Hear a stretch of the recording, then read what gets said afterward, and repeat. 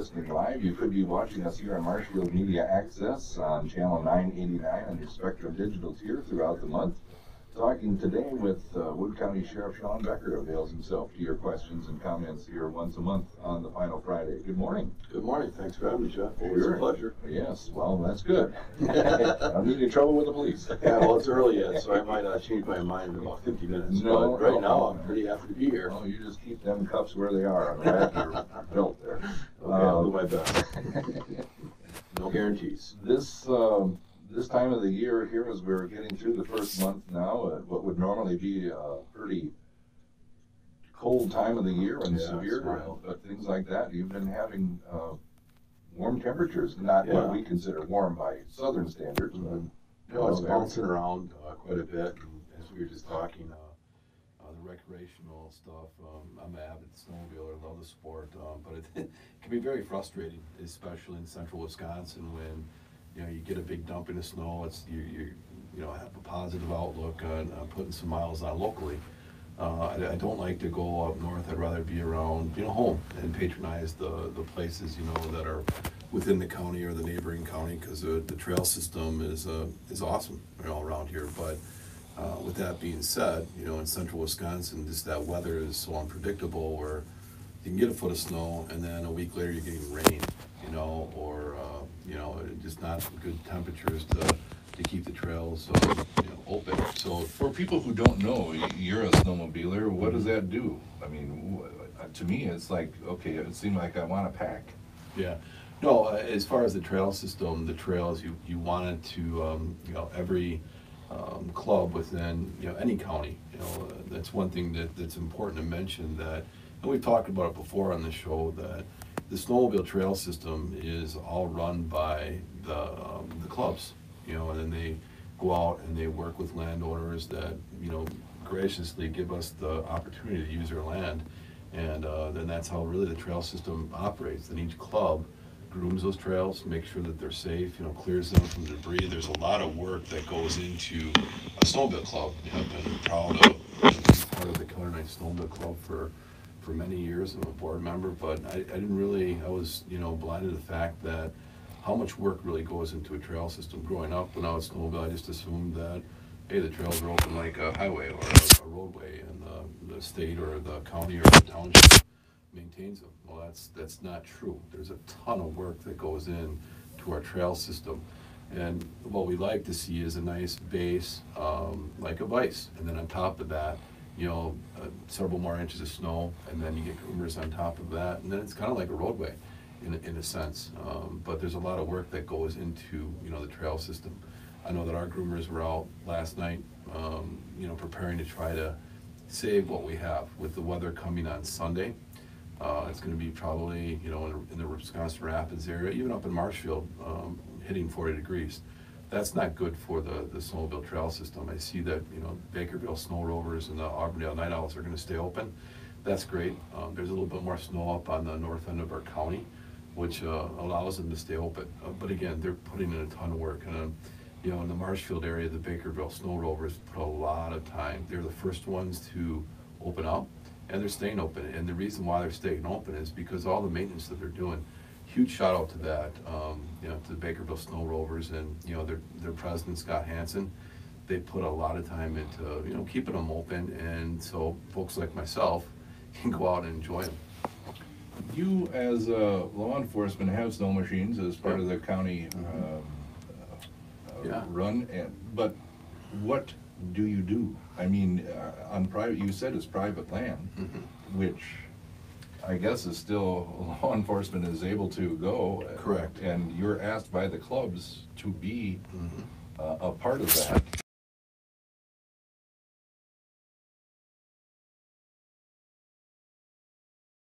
But since that we've been open, there hasn't been many reported issues that we've had as far as crashes, but throughout the state we've had quite a few fatalities already. When you're up north in Portage County, had a crash last weekend. So when we're out patrolling, which we are today, we've got a couple of our deputies, Sergeant Adam Barry and Jesse Nels are out now patrolling, because the anticipation is that a lot of our trails are going to be closing tomorrow. So there'll probably be a little bit more traffic today. A lot of people that are avid snowmobilers will pay attention to seeing when, you know, those snowmobile trails are going to be closing and try to get a last run out. You know, like I said, with central Wisconsin, it's so hit or miss with the trail system being open. People that really like to stay home and snowmobile will you know, take a look at our parks, Wood County Parks Department Facebook page. Our page will, you know, get updates just so people know when the trails are open. Now, what we're looking for, the biggest violation that personally bothers me the most is when people go off trail. When they do that, they jeopardize the whole trail system. Again, like I had mentioned, we count on landowners to voluntarily give us their property during the snowmobile season. And what really upsets landlords when you go off the trail, either cut a corner or decide to go a different route and not stay in the trail, that jeopardizes the whole trail system, because that landowner can say, you know what, I've been having way too many issues with people not staying on the area that I allowed you to be on. I don't want you to be on our you know, our land anymore. And then the snowmobile club has to then reroute that whole trail, try to find some other landowner that is willing to allow us to have the trail on their property.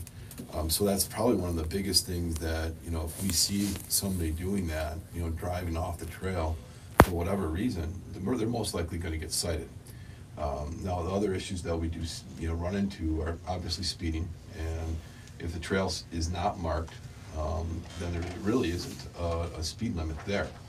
However, at night, it's 55 miles per hour, but some clubs and areas will have speed limits marked, and it's just like driving a car on a road. You have to stay within those speed limits, and we do speed enforcement. Obviously, where you see higher speeds are long, straight stretches of trail, where and the snowmobiles, you know, can move. You know, you're talking, you know, some of the newer snowmobiles are 150 horsepower. Now you're pushing something that's going well over 100 miles per hour. So that's an issue. And obviously the other issue is, you know, drinking and driving. You know, a lot of the places that people like to stop at are taverns and restaurants, and we watch that just like we do on the rules of the road, right, like a regular roadway. So if you combine, you know, the speed and then, you know, somebody being intoxicated, that's where you're seeing a lot of these fatalities that are happening here. People aren't, you know, staying within the limits of what that speed limit is, and they're intoxicated. And that's when you see these tragedies happen. When you're talking with Wood County Sheriff Sean Becker here today, the final Friday in January on the Inside program on WDLB, you can join us live here on radio, 384-2191, 384-2191. Talking about this time of the year here when they're going to, as you're seeing this program on video. Talking with Wood County Sheriff Sean Becker on this final Friday of the month here on WDLB. You can call us 384-2191, 384-2191, talking about the situation that the weather causes this time of the year. The Wood County Sheriff's Department does have snow machines, and they do patrol. You know, when something happens, like I was thinking, there'll be people get souped up on the lake, and they'll fly across where there isn't any trail. Just it's wide open, you know. Yeah. It's like going across the sands out in Utah. You know? I mean, and suddenly somebody will come out, and you don't realize how fast you're going, and they'll collide in the middle of it. And it's like, a lake? Are you kidding me? You couldn't, you know, have two. What are the chances that? But it does happen. But the most common thing is in a wooded area. Yeah, you'll see where somebody's either traveling at a higher speed, they're not used to the area, and they'll go off trail and hit a tree. You know, that's where a lot of the fatalities that you know, have been reported. That's what happens, unfortunately. Or well, you have snowmobiles, but how do you get there, and how do you transport someone? I mean, you don't have an ambulance, so you got to have some sort of a gurney or something that do you pull one behind, or do you use your ATV? It'll depend on where the crash happens. Obviously, we'll reach out to that local fire department and rescue unit. We'll come out, and you know, most of our fire departments will have equipment, whether it's a four-wheeler with tracks on it, or a vehicle that can get out to that area where the crash occurred. But it's challenging. You know, like I said, the Sheriff's Department Rescue Unit has equipment. We just got that UTV, and we're in the process of getting tracks for it. But right now, without tracks and a UTV, it's going to be hard to get to places where you have an emergency, where you have a crash. But then you have to rely on your other fire departments that have a vehicle. I would say most of our volunteer fire departments and full-time fire departments have equipment to get to places that, like a snowmobile trail that the crash happened to. But that doesn't mean we're going to get there as fast as possible, like a normal crash would. You're having squad cars get there usually first in the county, and then your emergency responders. Well, if you're having an issue on a trail, it's going to take quite a bit more time to get there because you got to, number one, somebody's going to have to go grab the equipment. Number two, get there and then unload it and then get to that area. So it's challenging to get out there. We've it's been pretty rare where our deputies have been out patrolling and come across a situation where there was an accident or something along that line. But for us, it's going to take time for us to get to a certain area where a crash has happened, especially in the woods. Do you have lights and siren on there? So when you're coming up on other snowmobiles and you're trying to get somewhere, you can. It's a nice question because I've been in a debate with a couple of our snowmobile patrol deputies. We have lights on them. I'd like to put a siren on it, but their argument is probably not going to hear a siren because of the machines. They're a little bit louder. And the helmets. And the helmet. Everything that you've got on. Yeah, so they have a valid argument, but the siren isn't just for that other operator you're trying to stop or come up to. It's for the people around you. I mean, having both a good lighting equipment, which we have on our snowmobiles, but you want to also know their vehicle traffic because you are crossing several roads, and highways. When you're out there on the trails like that, most people, unlike a generation ago, people have a cell phone in their pocket. Right. But what is your responsibility as a rider to know where you are? I mean, I'm telling you, I got a crash. Well, where are you? Out in the woods. Well, I made a turn in the left, and then you're trying to describe to somebody. And you said it exactly. It's your responsibility as a rider to know where you're at. And cell phones are great now. If you do have an issue or something, you can call dispatch and they can ping you to a location where you're at. But that's a very important point. You need to be aware of your surroundings. For me, that's another reason why I like the snowmobile in central Wisconsin, because I'm really familiar with the trail system and I won't get lost. But if you go up north if it's just myself and my wife, I'd be a little bit hesitant. I'd want to study the map system, make sure that my GPS is working on my cell phone, just because I'm not used to that area. The clubs put signage out there so that you can know where, in a blizzard condition, where the trail signs are. But is there anything on there that identifies that? Like, you can't say I'm at mile marker 141 here because there isn't any. But is there a W14 or a? There's trail signs showing where you're at, and the state is now trying to incorporate the entire trail system, have a GPS system with it. So there are trail markers like what you said. Hey, this is the coordinate, this is the GPS coordinate that you could find, and then call that in dispatch, and then they can pinpoint you. But that's moving that direction. I know that the state is wanting all the snowmobile clubs to put their groomers on a GPS, so you could see them as they're grooming the trail system, and people know, okay, this trail condition is going to be good because a groomer just went in that area. So a lot of that technology is evolving. I know some clubs have gotten their, the GPS coordinates out there, but every club, they're required to sign their trails with, mistakes on each. We call them blazers. They're orange. They're reflective, so at night you're seeing them as you're traveling. A lot of clubs put up kiosks with a map on it, so you can pull up. It's lighted. You can look. Okay, you're here. All right, what direction do you want to go? And then again, with the technology on the snowmobiles, a lot of them, they're selling them with GPS, like a Garmin app. So the trail system's right, like a car. It's right in there, and you know where you're going. Of course, at a price. I was thinking this is getting really technology. It is, and that's the way it's going. Talking with Wood County Sheriff Sean Becker, you can too, 384-2191, 384-2191 here on the Insight program. Let's go to the phone. Kirk, go ahead. You're on with the sheriff. Snowmobiles and stuff, but this is something that I saw it again this morning. What are the parameters? What are the laws about having your dog loose inside your vehicle? I see it so frequently. There's people driving their vehicles and the driver's door window is open, and there's dogs on the lap of the driver with their head out the window, and you know the dog is, I don't know how the driver can maneuver because this dog is in front of them, between him and the steering wheel.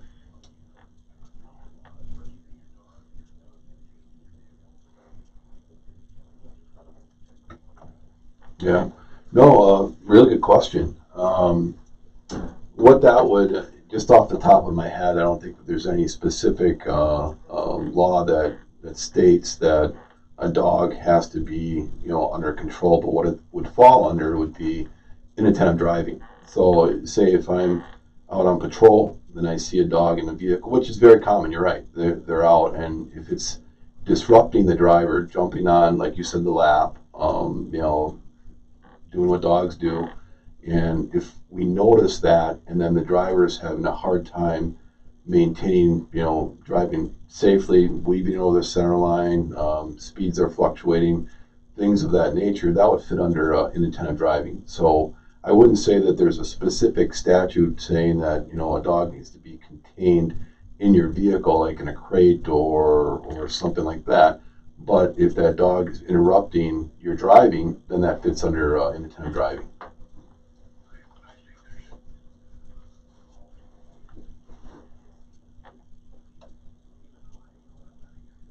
Mm-hmm.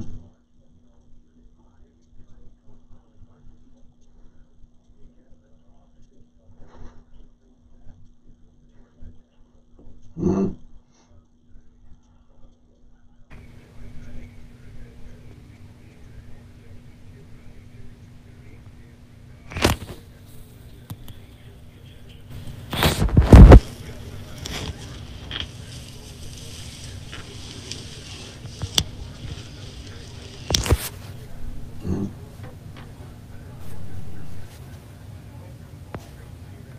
No, I completely agree with you. I don't. Yeah, there isn't anything that I know of that specifically says a dog, has to be under control or crated in your vehicle. Just thinking about this out loud, and I agree with you. It bothers me a lot to see a pickup truck and you see a dog in the back of the pickup truck. That really bothers me because if something happens really fast, whether it's that driver's fault or not, what's going to happen to that dog?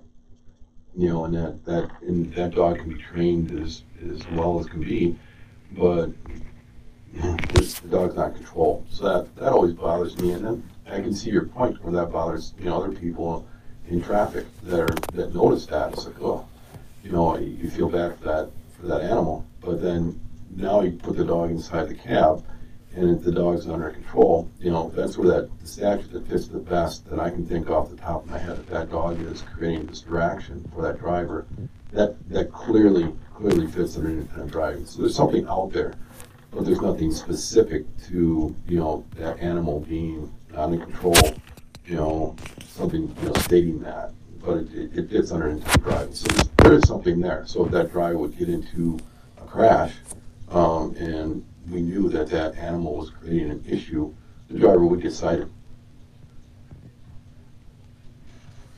Yeah, all right. Yep. Thanks for the call. Here on WDLB's Inside program, live on the radio, you can call this final Friday of the month, 384-2191, 384-2191. A couple of things come to mind. One, you just said it. How do you prove it? Mm-hmm. If they say it wasn't, the other driver, I don't know if they would see it and say, he was looking the other way. And secondly, is it a secondary or tertiary? Can you stop somebody for that? I mean, if you see somebody on their cell phone, there's a law. Mm-hmm. But if inattentive driving is something that you are, making up here, so to speak, what you think it is and what I think it is, rubbernecking, playing with the radio, dog on your lap, is that a stoppable offense? Initiate contact? It depends. I mean, I can answer yes and no. All right, so if I'm following you, you have a dog in your car that's, within close proximity to you, and I notice the dog is in your car, can I stop you? No. Now, where I can stop you is if the dog's on your lap or the dog is distracting you in some way, shape, or form. I notice that you're not keeping your eyes on the road, you're paying more attention to your dog, and then you're weaving over the center line. You're driving not safely, then I can stop you for inattentive driving. Now, getting to the crash, you're right. If somebody doesn't want to be honest to us and say, no, I was just driving, yeah, my dog was sleeping on the other, or on the floorboard or in the back, then, and that's their statement, okay, well, what else caused this crash? Then we look at what evidence we have from the roadway. Well, if you blew through a stop sign, why did you go through a stop sign? You know what I mean? Or why did you go over the center line? The evidence clearly shows that you were over the center line. Okay, well, why? So there's still statutes that are going to apply, but why did that happen? And if you don't want to admit to the dog being a distraction, okay, I get that. But then there's other things that are going to show as far as statutes that could apply based on the evidence of what we're seeing. And then you brought up, Jeff, too. What did the other driver see that you collided with? Did that driver state that, no, I saw the dog, licking the other driver's face or being a distraction? Then, okay, if you don't want to do the right thing and admit it to us that, the dog was being a distraction, but we have somebody else that witnessed it, well, then we'll most likely go with what the other person said. And this said, this is what, caused this person to be distracted and go through a stop sign or weave over the center line or cause the crash.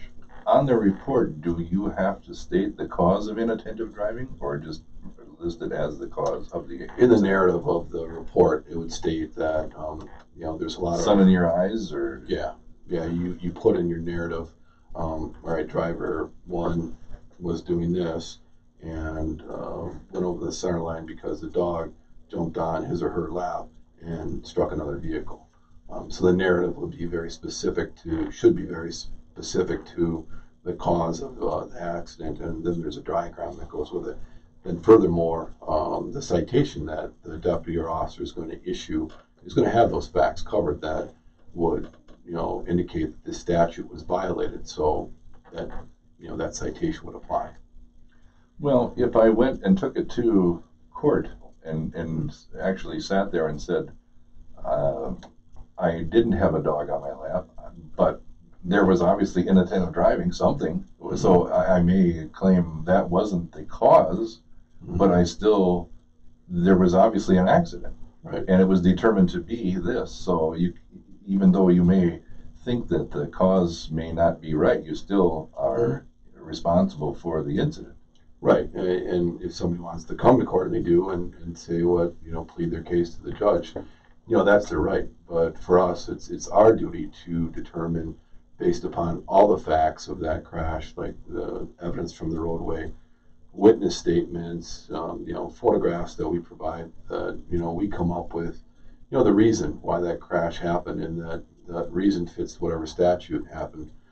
You're right, inattentive driving is really, there's a lot of reasons why that happened, and cell phone's one of them.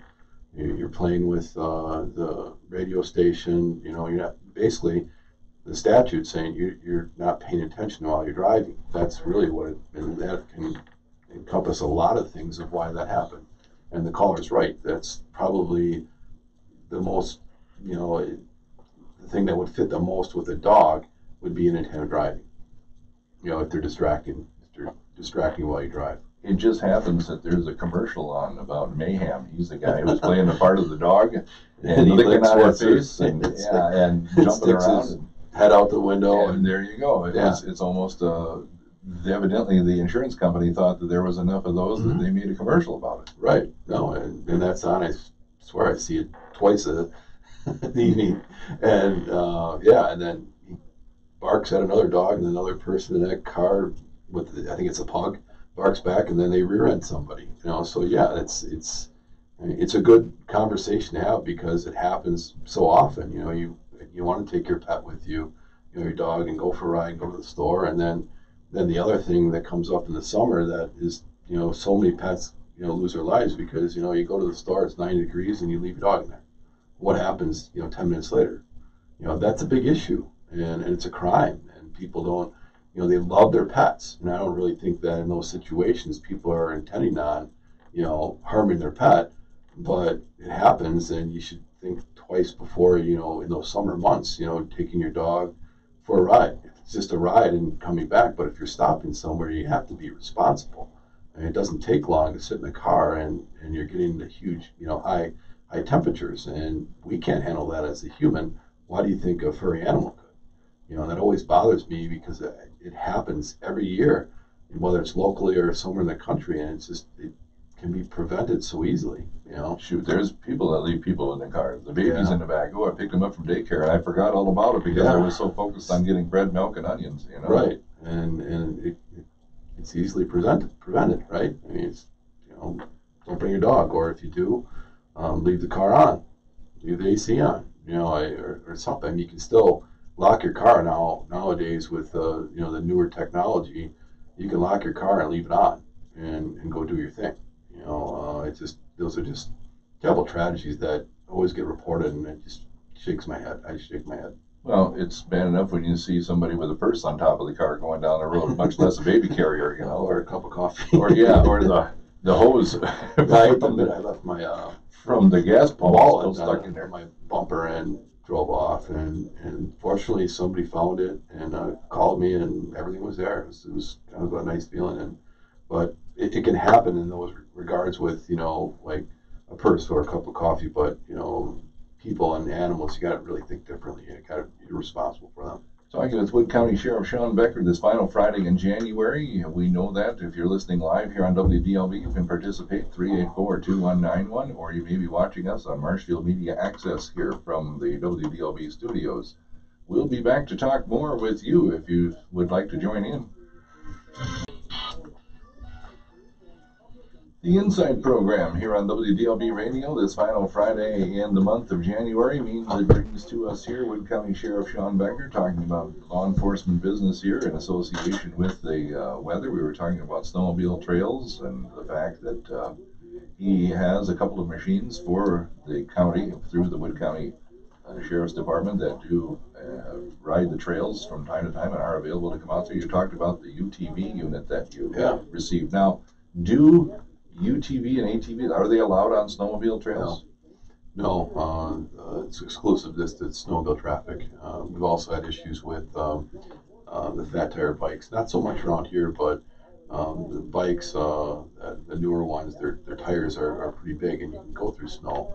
And it hasn't happened very often here, but we do have an ordinance that prohibits that. Basically, all of the snowmobile trails are exclusively for snowmobiles.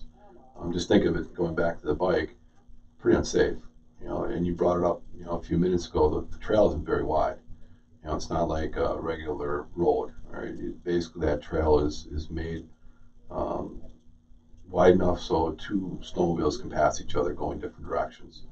Now, if you put somebody either walking on the trail or a fat tire bike, you can have an issue, a big safety issue, so they're exclusive for snowmobile traffic.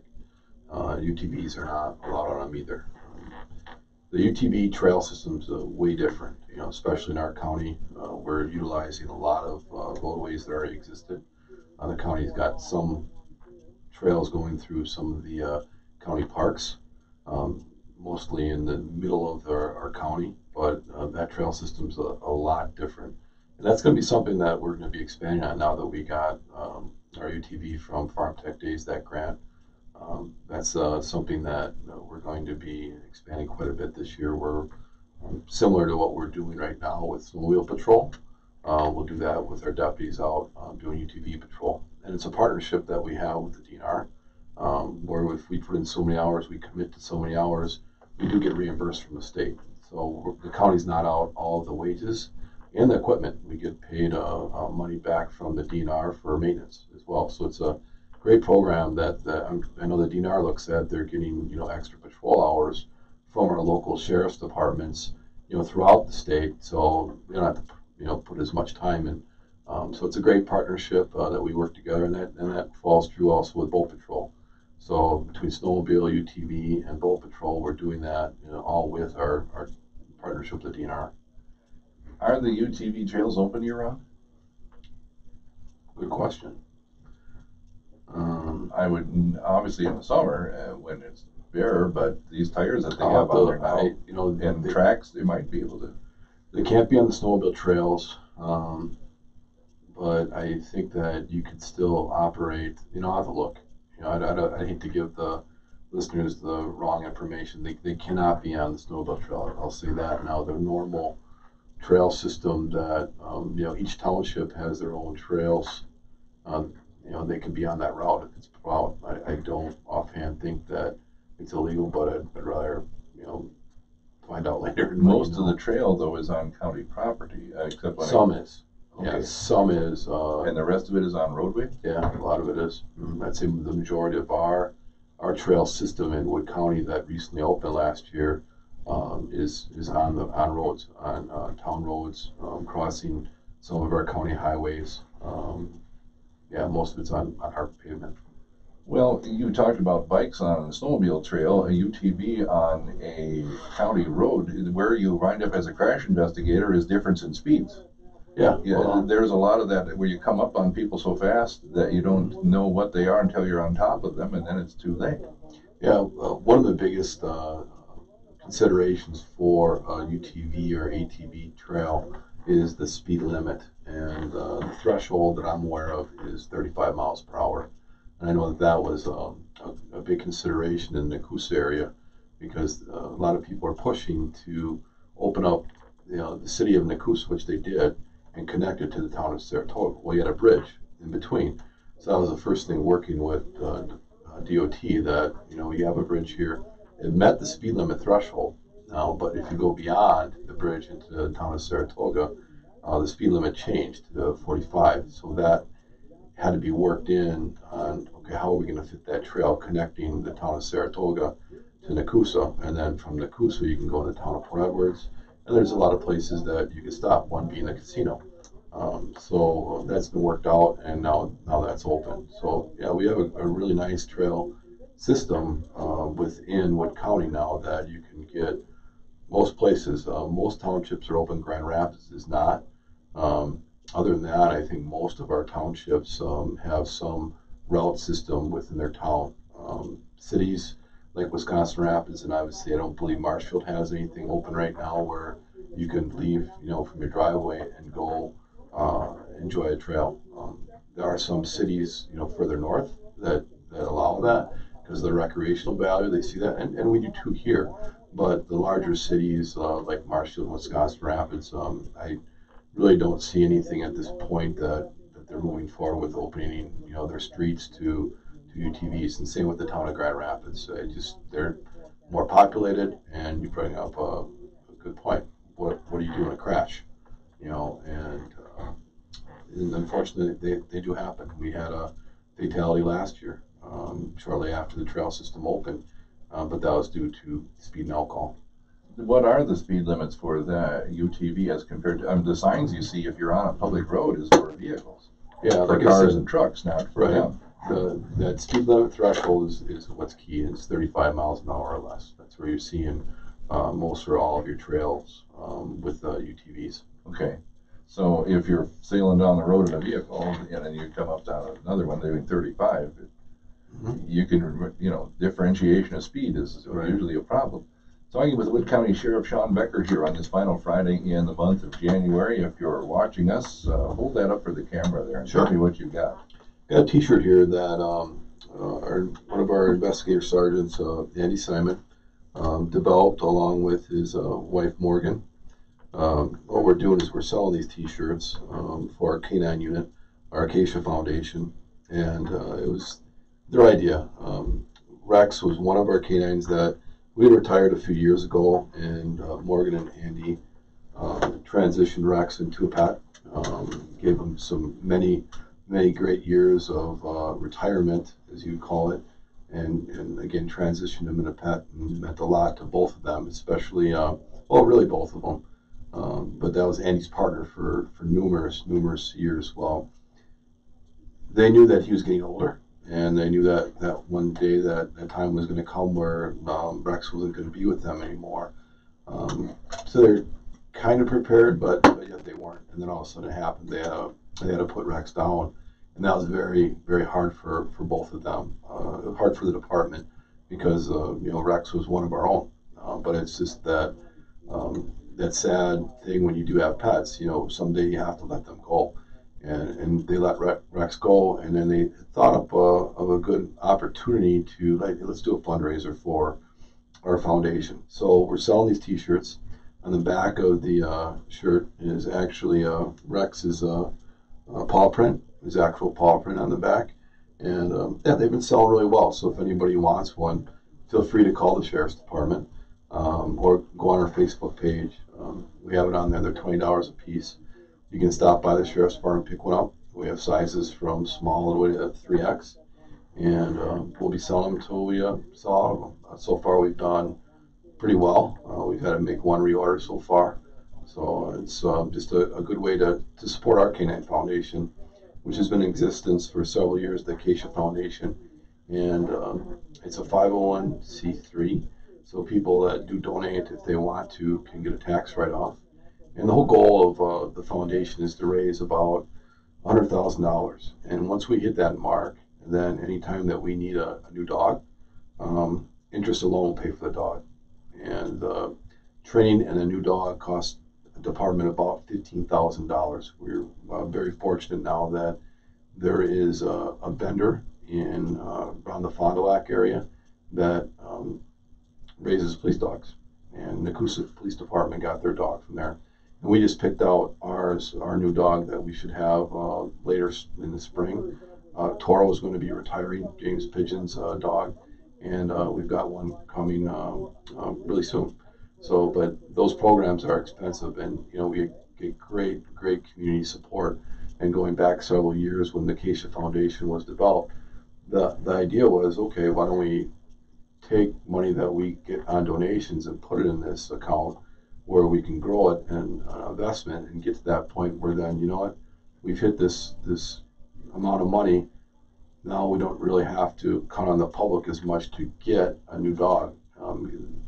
The rotation that we have is about every 7 years, unless an issue or a tragedy would happen, which does sometimes unfortunately happen. We had to put one of our dogs down because he had cancer, Kilo. That wasn't expected, and then we had to buck up and pay for another dog. But normally, canines last between, you hope to get 8 to 10 years out of them. And then if we have that rotation like we have now, once the foundation hits that mark, we're not far. We're over $70,000 that we've collected throughout many years. And, my goal is to hit that mark within a couple of years. Seeing the community support, especially for all of our law enforcement agencies within the county, whether it's Marshfield, Wisconsin Rapids, and just, giving the Coosa Police Department, some kudos. They, in the community, they raised like $100,000 within a short few months just to show that, hey, we have some issues going on, drug issues. The department wanted to, get out in front of it, and they did it. They got a considerable amount of money raised that, not only got a squad car, but then got this dog that they have, utilizing now, that we just had an opportunity to work with their canine and make an arrest on a few individuals that consider all of meth and firearms on them just off of a simple traffic slide off. One of our deputies, Christine Bethard, noticed some irregularities, some suspicious, movements, and just some, she's very suspicious about what was going on. Called the Coosa, they had their dog on, came out and was able to locate, narcotics. These dogs are extremely, valuable. And the other thing too is that partnership that all of our law enforcement agencies have within our county. Marshfield has, canine unit, Wisconsin Rapids, we do. Now in Coosa, pretty much 24/7, a dog's on. And if somebody needs some help with a canine unit, doesn't matter what agency you're on, you go and help them. And that just that proved itself last weekend when we made a significant meth arrest. By a slide off the road? Yeah. And sometimes it lands in you, I guess, or in your lap, so to speak. But obviously, good police work on her part too. Oh, definitely. $15,000. That's what, purchase and training. Yes. And then there's outfitting, like cages for the cars, and Yeah. it's all over and above that. And We're fortunate with an established canine unit where we have 2 dogs. We already have the car, where the Coosa Police Department didn't. So that's why they set a fundraising goal pretty high up there, because a squad car with equipment, can range between $35,000 to $40,000. Just with the squad itself can vary between $25,000 to $30,000, and then you have to outfit it with special equipment so you can have the dog in there. So 40,000 might even be light, because you have to. There's a lot of different cages, a lot of other especially technology things. You have a heat sensor in your squad car that goes to your smartphone, because once you're either in the office and you leave the dog in the car, it will alert you to say, hey, you've got a temperature issue going on. You better go check your car, because unfortunately, there's been again tragedies where the air conditioning went out on a squad car and the dog was in there and the dog passed because you didn't know. But that costs money. So do you have other things like flak jackets and things for the dog? Yeah, training. There's a nonprofit out there called Vesta Dog that their whole thing is to get bulletproof vests for canine units. And we did a fundraiser last summer and raised quite a bit of money where we could, and it wasn't exclusive just to Wood County. They do that all over the country. So we're happy to help them out, and we have gotten bulletproof vests for our dogs for that program. There's another fundraiser this weekend here I want to talk about, but one last thing before we get off of this is Keisha. Where did that name come from? Good question. I invented it. I don't know. Yeah. I thought that was maybe a former dog's name, or I don't believe so. Like I said, that's been in. I'd have to get back with you on why that name is. If there's an acronym for it, but we have it on. We're going to try to do some more marketing with that on our webpage, just so people are aware of it. It's great you give us a donation, but this is a foundation that you could use as a tax write-off, and we need to market that a little bit better for the folks to see that. But I don't know the acronym for that. I'll have to look it up and get back with you on it. Today is the last day of January, coming up this weekend. You guys have a little different idea of fun, I guess, here. Another fundraiser. Yeah. The Polar Plunge is tomorrow at the Ridges Golf Course in Wisconsin Rapids. We had a change of venue this year. It used to be at Anchor Bay for several years, and there's a new development behind Anchor Bay where it's quite a bit of residential homes are going in. So it just wasn't going to work logistically for that spot, and graciously the Ridges jumped on it. They have a good venue for an event that size. So yeah, tomorrow is the Polar Plunge. The Sheriff's Department for numerous years has had a team that has participated in it. And you go back to that partnership law enforcement has with Special Olympics, and it hits us even closer because one of our deputies, Justice Arndt, his sister Allison's athlete, and she's plunged with us before. In fact, I believe it was last year she jumped in. We gave her one of our department uniforms, and she got to jump in with her brother Justice. And it's just a special moment for all of us. But to go back to that partnership law enforcement has is with Special Olympics it's strong, and we've got 8 people jumping this year. A couple of our deputies, Brandon Christensen and Justice, and then we suckered in some corrections officers. I don't know what they're getting into. They haven't asked me how cold the water is, and I'm not going to tell them. Well, this time you're in water hazard, though, at the golf course. No, they couldn't do. They wanted to. That was some talk about modifying one of the holes to jump in, but they just didn't have enough time to do that. And the Special Olympics organization has a pool, and it's not heated. Okay, I want to make it very clear. It's not heated, but they brought that up. They set it up yesterday. It sounds like everything's going well with the setup, and Lincoln High School is jumping at noon today, so I'll pop down there after the radio show and see how that's going. And so it's a little different venue. But I know the water's still going to be cold. Well, they got to keep it open enough, because it's obviously cold enough to freeze. Right, So and that's an issue that we would have at Anchor Bay. If it, like you had mentioned last year, how cold it was. Several inches of ice froze from one night to the next. So we have to go out there and recut it. Well, here they have an aerator in the pool that'll keep the water from freezing. And if it does, they'll just scoop out, a little bit of the ice. So it'll be different. I've never done a pool before, but like I said, I want to make it very clear: the water's not going to be heated. Polar Plunge, Wood County Sheriff's Department. Look on their Facebook page if you'd like to donate. There's opportunities there. We to help raised them out. so far over $3,000. you know, and it's great because we have a new group of people from our jail. Several of our corrections officers are jumping in. One of our part-time deputies as well. So it's a great community event that, you know, our department has taken part of, you know, giving back, and that's something that we take pride in. Not just the polar plunge, but other, you know, fundraising events that we've done throughout the year. It's just that opportunity to see us in a different light. You know, that we can, you know, hang out with us at an event that, you know, it brings a lot of people to. Well, good to see you again. Thanks for coming up and being a part of it. No, you bet. Wood County Sheriff Sean Becker here this final Friday of the month of January, coming to you live on AM 1450 WDLB. You may be watching us in video through Marshfield Media Access here on this final Friday of the month.